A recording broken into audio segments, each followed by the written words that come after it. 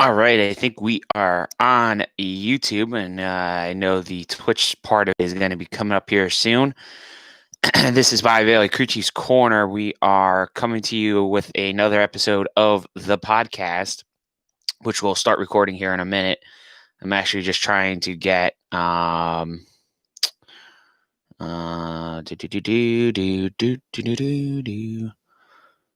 was trying to get actually into this here, and hopefully everybody's being nice and safe out there. Let me get this shared up in the groups first, but usually we come to you twice a week, usually on a Monday or a Tuesday, and we usually pop in on Thursday, Friday time frame, and we give you guys 2 shows a week. But this week, just timing has not been the best when it comes for a lot of stuff. So we are we're gonna do that. And hold on 1 second here.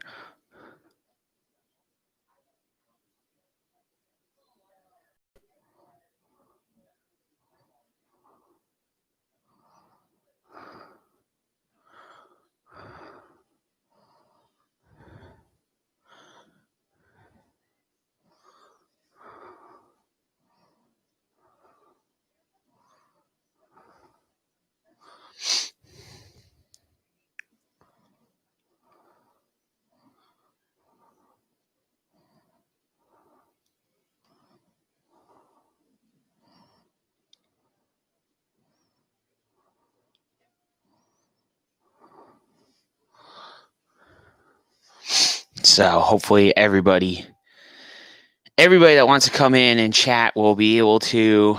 I know I said 7 o'clock, but it's obviously 8:10. You know, things happen. So we are going to start the podcast. If you guys have anything you want to chat about, drop them in either stream that you're watching, whether it's from the Twitch side of things or on the YouTube side of things. I will get to any and all comments. Let me just get my Twitch. Get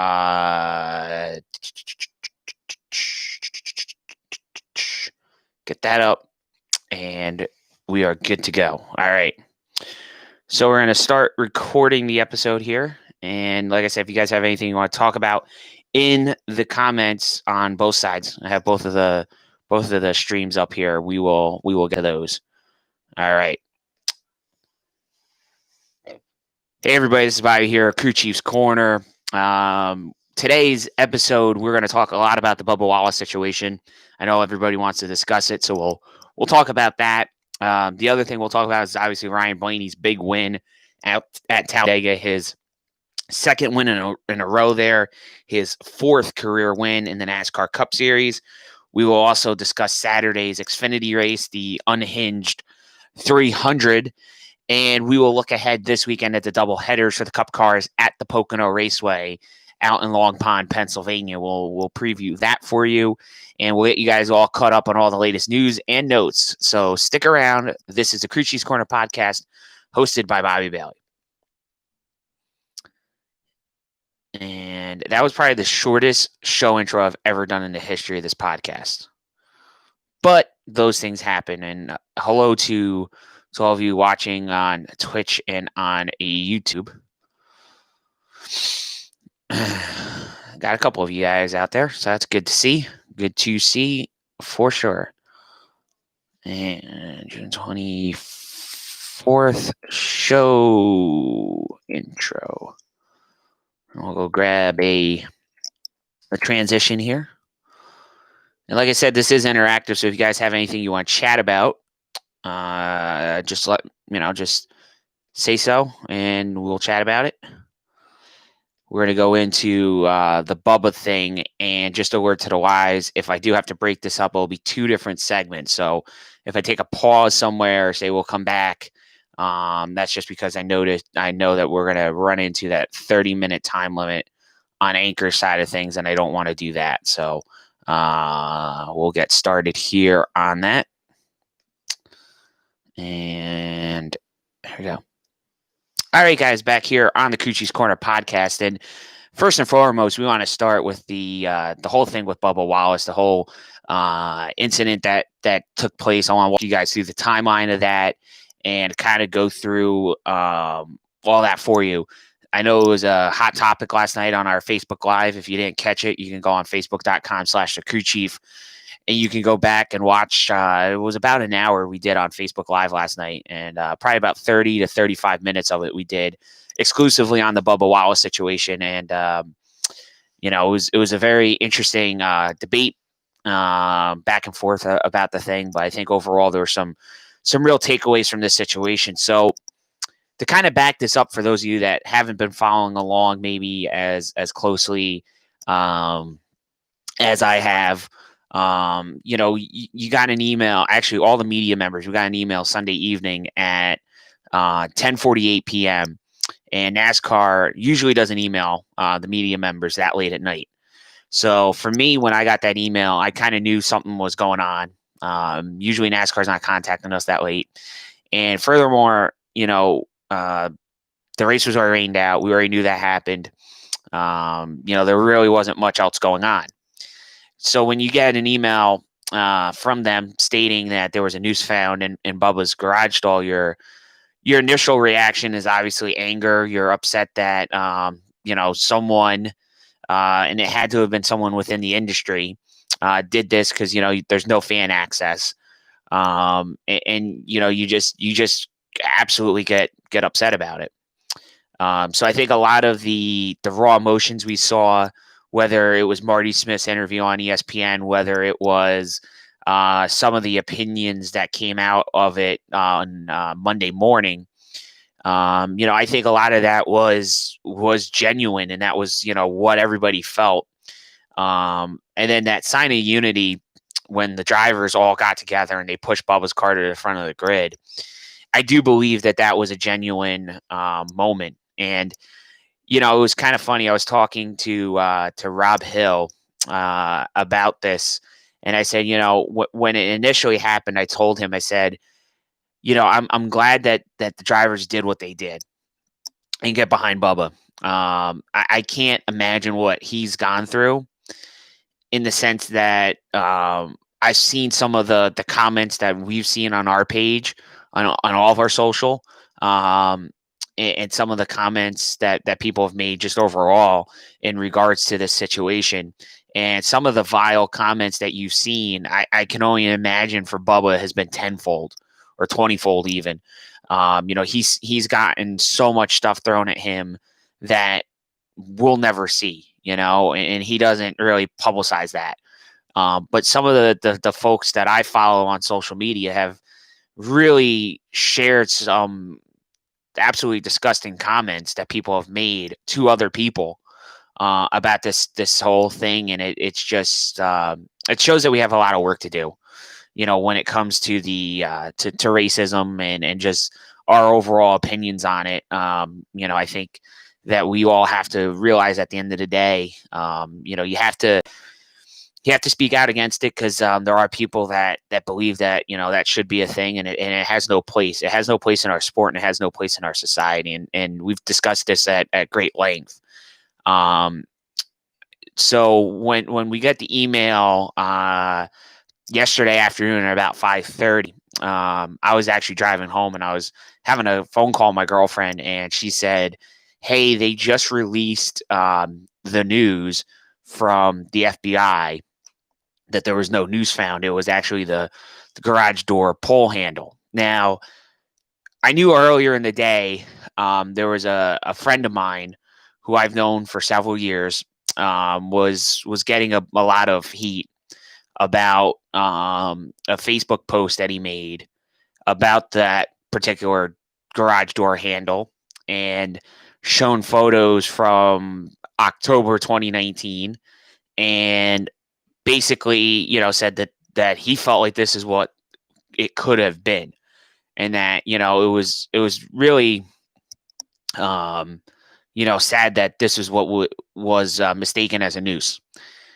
And at the time, I was asked by my my friend Rob, who Rob Hill, who uh, is in this venture with me as my co-host and all that. And he asked me if I wanted to publicly say something about this friend of mine that made this post, and I really was being hesitant on doing it because, I've known this person for a long time. They work in the garage area. They certainly have seen the garage at Talladega more than I have, and if he felt like that could have been thing that someone might have thought was a noose, then he's one person that has an opinion, but that doesn't mean that his opinion or his thoughts were the right ones. So I learned a long time ago to try to go with the facts and try to go with the official stuff. So when NASCAR comes out and tells you vehemently that this was not the scenario, which was what we saw during that press conference that Steve Phelps had on Monday before the race, you believe them. And then it comes out that that's actually exactly what it was. You sit there and you shake your head and you kind of wonder what NASCAR was trying to do. Was this something that they knew it was this and they just tried to say, hey, listen, I think maybe the thing they should have said was, hey, look, we're investigating this. We're not going to get into the details and things like that. But just some of the wordage and things that came out of NASCAR's Steve Phelps left a lot to be desired at the end of the day. This investigation, as I said yesterday on the live stream, it could have been handled better. I think NASCAR should have done a little more investigating on their own side before you bring this to the FBI. But I think at the end of the day, the best possible outcome was this isn't a hate crime. This isn't something that was directed towards Bubba. This was something that in this time frame and in our society, and especially this time frame in our sport. There's a lot of sensitivity around social injustices and social issues. And someone thought that was a noose. I mean, what are you going to say to that person? I know what a lot of you want to say because I've seen it and I've read it. But at the end of the day, I'm glad that NASCAR took it seriously. They did what they should have done, which was investigate it. I just wish they would have done a little bit more investigating before they went to the FBI with it and gone public with it. But I think that if it was the other way and somebody else discovered it and somehow, Bubba found out that or saw a photo of this and thought it was a noose and NASCAR didn't know about it, didn't acknowledge it, didn't acknowledge it, they didn't investigate it, and you go the other way with it, it makes it hard for NASCAR as well. So I think no matter what situation, whether it was, the team member that finds it, Bubba finds it, whatever, I think they have to investigate it. They have to look at it. And, that shows that NASCAR is being, is taking, zero tolerance on those things. They're going to investigate it and make sure that it wasn't a hate crime, which obviously it wasn't. That was what the FBI found. So, it is what it is. I mean, it definitely it leaves a bad taste in a lot of people's mouths. I get it. That they kind of, ran with this in the way they did. But at the end of the day, I don't think the message of unity, I don't think the message of unity in any way, shape, or form is tainted by the fact that Bubba has dealt with a lot of garbage, a lot of garbage. Whether it's, supporting the Black Lives Matter movement. And I don't think that running a car necessarily means he supports every single thing that group stands for. I think he's, trying to support a particular, thing in that. And I think the other thing is the Confederate flag was a hot button issue. And I don't think it was just Bubba's view that got NASCAR to the point of banning it. I think there was kind of a general consensus that that doesn't belong in the sport. And, I think Bubba's opinion was one of several that they sought out, and that's what led to it. But, at the end of the day, I think all the drivers getting behind Bubba, taking the picture, standing there for the national anthem, really showed that NASCAR, if you're going to attack one NASCAR driver, you're going to attack all of them. And that was a pretty powerful message. I mean, I don't care what anybody says. I think the drivers handled it well. I know Jimmy Johnson was texting in the driver chat that they have that he wanted to stand next to Bubba during the national anthem originally. And then Kevin Harvick came out and basically was the one that came up with the idea to push the car to the front of the grid, and all the drivers and crews stand behind Bubba and show their support of Bubba Wallace. So, I know a lot of people are upset at the media that have covered this. I know there was a lot of people that were mad about it. From my end, I mean, we literally just tried to cover just the facts, but I get that there is some coverage on other, reporters that left something to be desired. And I think I've seen a lot of, some of them have apologized, some of them really haven't, and a lot of them are just, trying to play the whole, well, we only have to go off of what NASCAR told us. And that is true to an extent. You only have the NASCAR statement to go off of because they don't allow any of the media in the garage area right now. But at the end of the day, you still have to see all angles, and you still have to try to seek the truth when it comes to that. So, that's what we were trying to do. We were trying to seek out what actually was going on. And that's why I wasn't playing into the conspiracy theories. That's why I wasn't playing into any of them, whether it was the serpentine belt that proved to be false, and then the first, that the pull cord for the garage doors, we didn't give into that, even though some of the people that had that I knew, I've known personally for years. We didn't even run with those stories because I'd rather be right and get the stuff directly from NASCAR than to try to guess and figure out whose opinions or whose rumor mill is correct. But at the end of the day, like I said, it was a relief that it was just a mistaken identity when it comes to the pull cord rope on the doors there at Talladega, and it was not a noose. So that's a good thing. Like I said, the thing that leaves a lot to be desired is NASCAR's handling of the situation. I know they could have done a lot better job, and at the end of the day, NASCAR will, I'm sure, go over this and look at maybe on the PR side of things, how they could have handled it a little bit better and, made it a little bit so it wasn't such a black eye on the sport at the end of the day. But the important thing is that Bubba's okay. There was no direct harm to him, and we'll move forward. The only other thing I want to address is I was asked a question in one of my groups that I posted in. Someone asked me if we were censoring and or banning and deleting members from our social accounts, and yes, we have been. Some of the comments I've gotten have been very offensive, very vulgar, just absolute vile that has been coming out of some folks.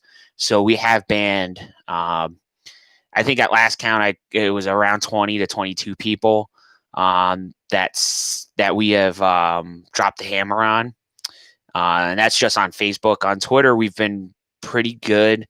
The Twitter following isn't as big as the Facebook following, so we've been pretty good on the Twitter side of things. And Instagram still has the feature that I can turn off commenting on the post, on the picture. So we did that to avoid any particular issues on that, and I think that that helped us out a lot on the Instagram side of things. But overall, I think the comments have been kind of all over the map. There's been a lot of people that were skeptical of it at first, and I think that that skepticism might have been met not on my side, but by others with a lot of anger and frustration. But I think at the end of the day, you're going to look back at this and say, NASCAR did the right thing by investigating it, but could have done a better job of handling the investigation and explaining to the fans exactly what they had instead of trying to say, oh, no, there's no doubt it's a noose. And then the FBI comes around and says that it's not a hate crime. The pull cord was there in October 2019, and there was some proof that it was there even before then. So, it is what it is. At this point, I don't want to beat the proverbial dead horse on this topic too much. So, what we'll do is we'll come back on the other side of this break. We will talk about the Talladega Superspeedway races. We had a first-time winner on Saturday in the Unhinged 300. We had former guest of the Crew Chiefs Corner podcast way back in the day, actually on our radio show back when we were doing online radio. Justin Haley took to victory lane on Saturday, and then Sunday, of course, Ryan Blaney's fourth career Cup Series win, and it came at the Talladega Superspeedway. So we'll be back after this short break here on the Crew Chiefs Corner podcast. Not bad. We got about 16 minutes there out of that. And I'm sure that's going to be fun to try to weed through some of that stuff later.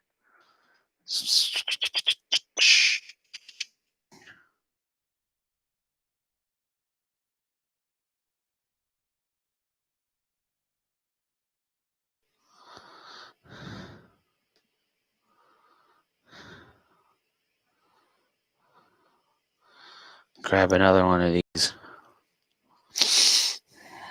And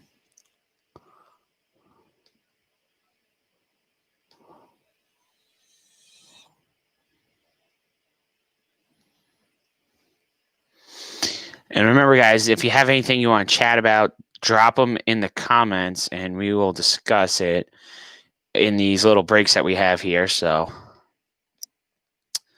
I appreciate you guys all tuning in. All right, we're going to get back here to recording because I don't see any comments, at least on my side. Very quiet. Very quiet. All right, guys, we're back here on the Crew Chiefs Corner podcast, and we are going to get started on this past weekend's races at the Talladega Superspeedway. So on Saturday, we saw Justin Haley pick up his first career Xfinity win.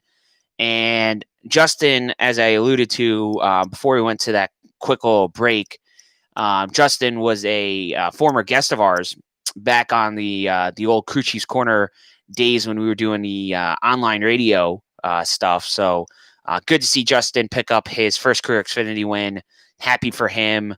And, he completes the 3 National Series victories. He wins a couple truck races last year, or 2 years ago, actually. He won the Cup race last July at Daytona, and he in that rain-shortened event, and then he picks up his first career Xfinity Series win, ironically, at a super speedway after he had one taken away, depending on how you look at things, at Daytona in July. So that was just a wild weekend. The Xfinity race had a lot of action in it. There was a couple big wrecks late in that race that really kind of made it interesting. And it's just it's going to be very, very interesting going forward how the plate races go for the Xfinity cars. I feel like these drivers are starting to get a little bit better at least this year speaking. They're getting a little bit better with them, and there's some exciting racing coming down to the end there. You definitely thought Jeb Burton had that race on lockdown as far as you're concerned, but you really look at where the potential is in that race team. In that series, and that there's going to be a lot of changes coming. There's going to be a lot of things that um, people are going to be looking forward to, and it'll be exciting when the series gets back to Daytona there at the end of August. Going into what will be the Cup playoffs, and then the Xfinity playoffs will be later. It'll be exciting to see what changes come out of this weekend's races. What's maybe some strategies some teams are going to think about, and getting closer and closer to the playoffs. What some of those changes might be, as far as, like I said, strategy. Whether you hang out in the back, do you try to run at the front, and all the other things that you get to kind of experience during a restrictor plate weekend.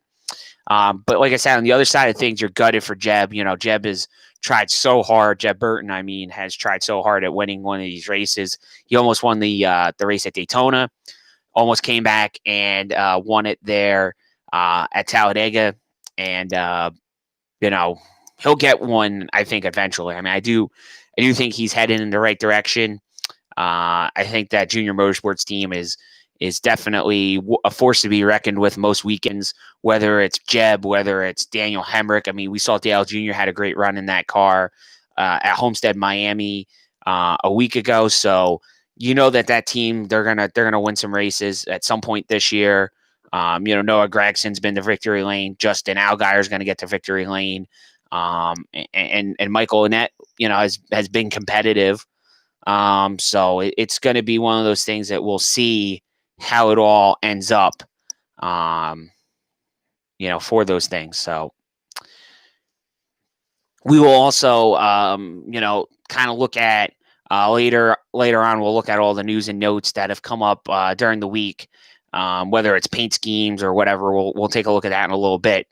But getting to the Cup race on Sunday, it was supposed to be Sunday, and then it got rained out. Then we got to Monday, and it rained on Monday. And then we got a pretty exciting race there, Monday afternoon into early Monday evening. We had probably, I don't want to say it was the most exciting Talladega race, but it was one of the more exciting ones. There was a lot of things that were going on. I know the Chase Elliott fans out there are pretty upset that Chase got taken out by yet another Team Penske driver. So maybe some rivalries brewing there between Penske and Chase. So we'll see how that kind of plays out later in the season. But overall, a big win for Ryan Blaney. Now he completes the Penske sweep of drivers that have won races this year in the Cup Series. So all three have won. And we'll see how that goes for the rest of the year. Now Blaney's got to win another race, because then it'll be all three Penske drivers with multiple wins on the season. But we're not there quite yet. But a nice win for Ryan. Definitely looked like coming off of turn 4, going down into the tri-oval, that Erik Jones and John Hunter Nemechek had a real shot at that one. And then Blaney went up to block and got into Jones, and that sent Jones into John Hunter Nemechek, which caused that accident. And then if you didn't see the video of Aric Almirola spinning backwards to get third, you should go back and look at the end of that race and look at Almirola getting spun around backwards and crossing the finish line in third place, beating out Denny Hamlin for that position. But a good race for Blaney. Overall, just kind of an interesting finish. You had, like I said, a big wreck coming to the start-finish line. But the guys overall, I thought, mixed it up pretty well. We didn't have the big one earlier in the race. I know sometimes you can have the big one happen early and you lose 25, 30 cars, and then you end up with a big, just giant mess. We didn't have that on Sunday. On Monday. We had that kind of big wreck at the end of the event, which you don't want to see. But thankfully, nobody got airborne. Nobody hit another car when it was flipping and anything like what we saw at Daytona. Thankfully, it was a much, much calmer finish than the Daytona 500 was. So that was a good thing. And then, Blaney's going to move into this weekend at Pocono. The whole series goes to Long Pond, Pennsylvania. We have 2 Cup races this weekend. We have the Xfinity and the trucks out there as well. The entry list, everything is going to be up. I've kind of fell behind on getting the Cup results up. I didn't get the entry list up, so we'll get that all up probably sometime tomorrow morning. Probably when I get up, I'll post a lot of that stuff up just so you guys have it. But there are 36 trucks on the entry list for Pocono, which is kind of on the lower side of things. We've had up to 40 a lot of these races, but we'll have 36 at Pocono. We'll have around 36 to 38 Xfinity cars for the Xfinity race, and then we have 40 Cup cars for both races on Saturday and Sunday at Pocono. So as far as other news and notes, Josh Bilicki is going to drive the 7 this weekend at Pocono. He's going to have Insurance King as his sponsor for both races for Tommy Baldwin's team. Also, James Davison is going to drive the 77 for Spire. He was supposed to make his debut at Talladega. He's going to drive the 77. Both races this weekend. I kind of alluded to it during the Facebook Live yesterday. You know, I still don't really get why NASCAR is going to let this guy who has zero stock car experience, he's an IndyCar driver, why they're going to let him just go out there and kind of do it, you know, with a whole bunch of guys and have no practice at Pocono. Hopefully he's driven an IndyCar there, so hopefully he knows, you know, a little bit about the track. But I'm not going to get my hopes up on that one. So we'll see how that all plays out for us on Saturday and Sunday. Don't forget that the teams will have 2 cars there. They can go to their second car on Sunday. So I believe most teams are bringing 2 fully prepared cars. I'm sure there's going to be some low-budget teams that will run just 1. But I think for the most part, most of these teams are going to bring 2 cars out there that are ready to go. As far as paint schemes go, Kyle Busch is going to run a M&M's mini scheme. It kind of looks kind of cool. It's solid yellow, and then it's got the little mini M&Ms on it, and then the mini M&M logo on the hood. So doesn't have the M&M screaming like they normally do. It's kind of a simplistic scheme, but a neat one at that. Ryan Newman is going to have Progressive, so he's going to have Flow riding with him again. They changed the paint scheme up this time. They kind of did a dark blue, light blue, 2-tone on that car. It looks kind of sharp. So we'll see how that all kind of works out on Saturday and Sunday. So nice to see Progressive add another race that was supposed to be a one-off deal at Atlanta. So obviously they saw a positive investment on their advertising dollars there at Atlanta. So they're going to be back on Newman's car at Pocono. And then I'm trying to think of any other things that I saw that was kind of like, wow, that was neat. Kevin Harvick's going to run a Head to the Mountains car at Pocono. I'll share out that paint scheme. I have that rendering. It's a neat car. It's a dark blue Busch Light car, so you guys will enjoy that one, I know. And it has the mountains on it. And some people were playing the old mountain commercials that they did for Busch Beer back in probably the 90s, I'd say. So it's kind of a neat little throwback they're going to do. And they're going to head to the mountains this weekend, literally heading to mountains out there in Long Pond, Pennsylvania.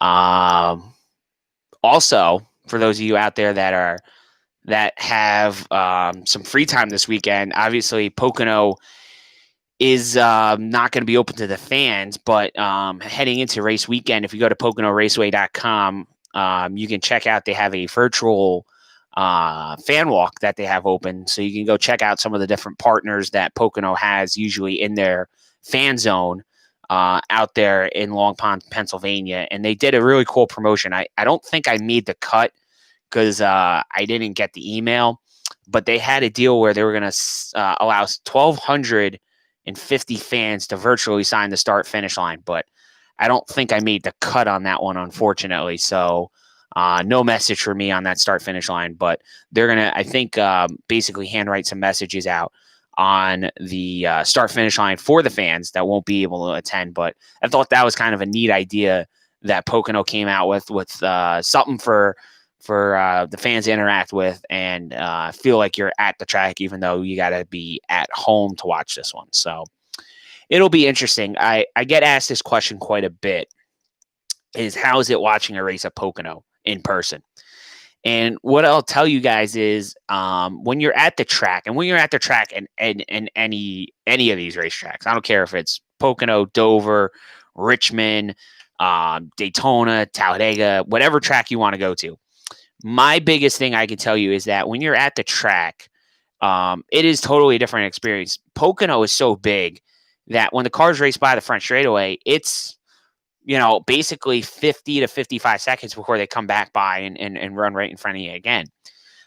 So one of the things I did many, many years ago was I bought a FanVision controller. And what a FanVision controller does is it allows you to see the TV broadcast, but then you get to kind of listen with a headset, almost kind of like what I have, except it doesn't come with a microphone, at least not normally.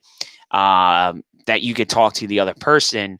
That you can, kind of listen to the drivers and the spotters, what they're talking about.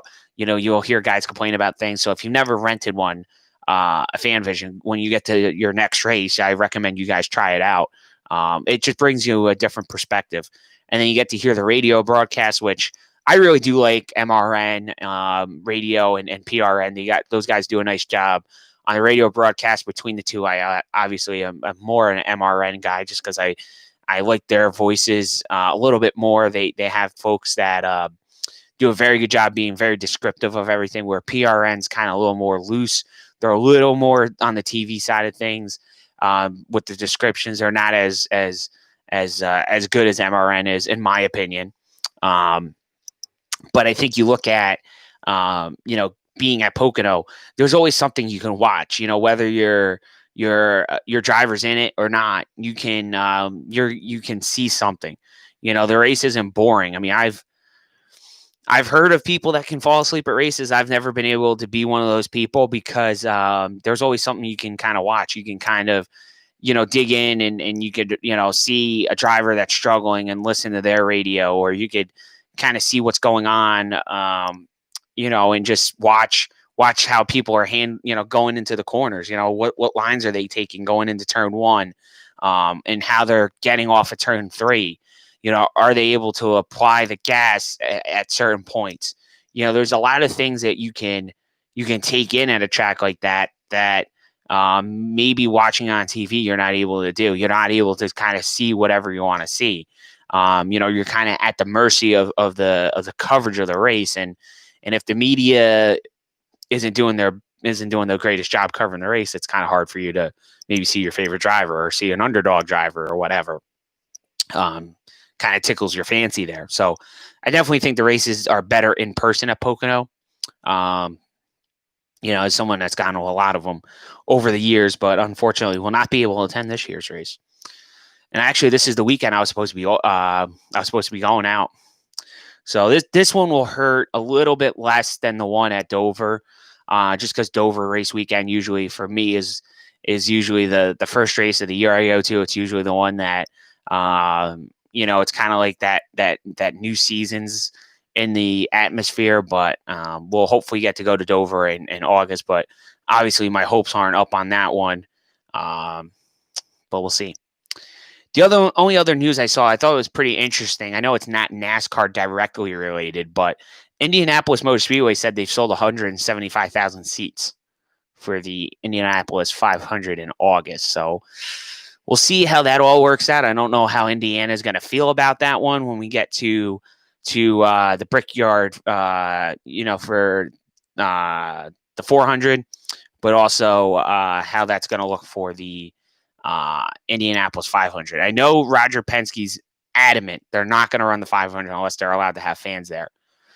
But at what capacity is acceptable is reasonable, given all the fears of coronavirus and the spikes that we're starting to see in some of these other states outside the New York, New Jersey metro area. We've been pretty lucky here that as I knock on the wood on my bed frame here, that we've been pretty lucky that we haven't seen the spikes that we saw in the beginning of the outbreak. So hopefully we'll be able to have fans. Like I said, Dover, and hopefully Indy will be able to have fans. But I don't know, 175,000 people for the Indy 500 seems like quite a lot of people, and maybe not such the not such a great idea given the optics of everything we're going through with COVID. So we'll see how that all pans out. So really, that's all I have for today's episode. Thank you guys so much for tuning in. Be sure to check us out on our social media accounts, as you guys will hear here in a couple of seconds. If you didn't already know, you can always catch us on our live recordings. We are on YouTube, so just go on YouTube and search Crew Chiefs Corner. Hit that subscribe button there, and then you'll be notified of when we go live with the recordings of the Crew Chiefs Corner podcast. We're also on Twitch. It's twitch.tv/Giants, like the football Giants, 02122. And you'll be able to catch us on Twitch as well. So as always, everybody, have a good night. Have a good rest of the week. We will catch you guys either on Friday or Saturday. And we'll come at you with another episode of the podcast. So until next time, this is Bobby Bailey, and you've been listening to the Crew Chiefs Corner podcast.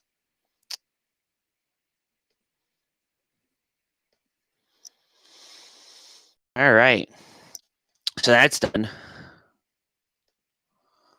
We'll do our race picks on Saturday, Friday, Saturday when we do. Come on. Ah, jeez, this thing. Oh, it only wants to.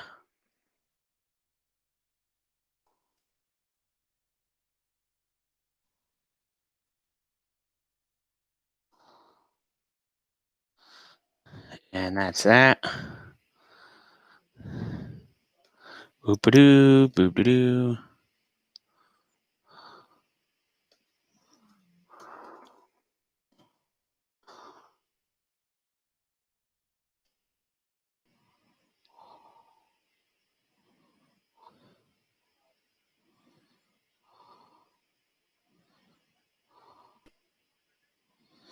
So, all right, guys, that's all the time we have for today. Thank you guys so much for tuning in to the Crew Chiefs Corner podcast, the live stream here on YouTube and also on Twitch. Be sure to be ready to go Saturday. We will have the next episode of the Crew Chiefs Corner podcast coming to you live on Saturday. So we'll see you guys then. Have a great evening, and we'll catch you guys later in the week. And we'll also be on Facebook probably Saturday as well. So catch you guys then.